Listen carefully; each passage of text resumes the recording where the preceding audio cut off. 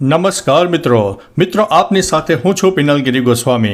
આજે તારીખ 9 જૂન 2025 વાર છે સોમવાર। આજની વિડીયોમાં વાત થશે કમોસમી વરસાદના કારણે કેરીના એક્સપોર્ટમાં ઘટાડો, ગીરના ગ્રામ્ય વિસ્તારમાં ભૂકંપનો આંચકો અનુભવાયો, ઉનાળુ વેકેશન બાદ આજથી શાળાઓ શરૂ, અન્નદાતાઓને દર વર્ષે મળશે 36,000 રૂપિયા, ભારતે ટ્રમ્પ સરકારને કહ્યું યુએસએ તેનો 10% ટેરિફ હટાવે, ગુજરાતમાં શિક્ષકોની ભરતીને લઈને મોટા સમાચાર, વાલીઓ માટે ચેતવણીરૂપ કિસ્સો છે, મોટો નિર્ણય લેવાયો, હવે નવા સ્માર્ટ રેશન કાર્ડ જોવા મળશે, પેન્શન માટે નવો મોટો ફેરફાર સામે આવ્યો છે, પાલતુ કૂતરાઓ માટે સમાચાર, રજિસ્ટ્રેશન ફરજિયાત કરવામાં આવ્યું, ત્યારે વાત થશે પાન કાર્ડ બંધ, મોટો નિર્ણય, વ્યાજખોરો સામે કડક એક્શન લેવામાં આવશે, મુખ્યમંત્રી દ્વારા મોટો નિર્ણય કરવામાં આવ્યો છે, ત્યારે વાત થશે આયુષ્યમાન બાળકો માટે મોટા ફેરફાર થયા છે, આગળ વાત થશે ગામડાઓના ખેડૂતો છે તેના માટે ખુશખબર સામે આવ્યા છે, ત્યારે વાત થશે ગ્રામ્ય વિસ્તારની અન્ય પ્રજા માટે પણ ખુશીના સમાચાર છે,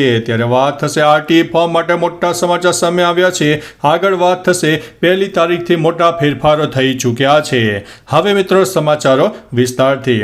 મ્યુચ્યુઅલ ફંડમાં નવો કટ ઓફ સમય, સેબીએ મ્યુચ્યુઅલ ફંડ યોજનાઓ માટે નવો કટ ઓફ સમય જારી કર્યો છે। 1 જૂનથી ઓફલાઈન ટ્રાન્ઝેક્શન માટે સમય બપોરે 3 વાગ્યાનો રહેશે, જ્યારે ઓનલાઈન માટે સાંજે 7 વાગ્યાનો રહેશે। આ સમય પછી આપેલા ઓર્ડરો આગામી કાર્ય દિવસથી માન્ય ગણવામાં આવશે। મિત્રો અન્ય મહત્વના સમાચારની વાત કરીએ તો આરટીઈ ફોર્મ માટે મોટા ફેરફાર સામે આવ્યા છે। રાઇટ ટુ એજ્યુકેશનની પ્રવેશ કાર્યવાહીમાં 2 રાઉન્ડ પૂર્ણ થયા બાદ રાજ્ય શિક્ષણ વિભાગે ખાલી પડેલી 9,000 કરતાં વધારે બેઠકો માટે હવે ત્રીજા રાઉન્ડ 2 જૂનથી શરૂ કરવાનો નિર્ણય લઈ લીધો હતો, જેના માટે 4 જૂન સુધી વાલીઓએ શાળાની પુનઃ પસંદગી કરવાની હતી।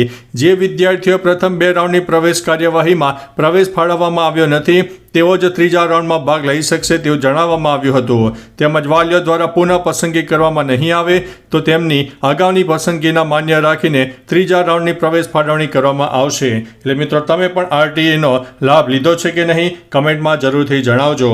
મિત્રો અન્ય મહત્વના સમાચારની વાત કરીએ તો ગામડાઓ માટે અગત્યના સમાચાર। ગુજરાતમાં ગ્રામ પંચાયતોને ₹20ની ફી સાથે 14 પ્રકારના પ્રમાણપત્રો જારી કરવાની સત્તા આપવામાં આવી છે, જેમાં આવકનો દાખલો, રેશન કાર્ડમાં ફેરફારની બાબતનો સમાવેશ કરાયો।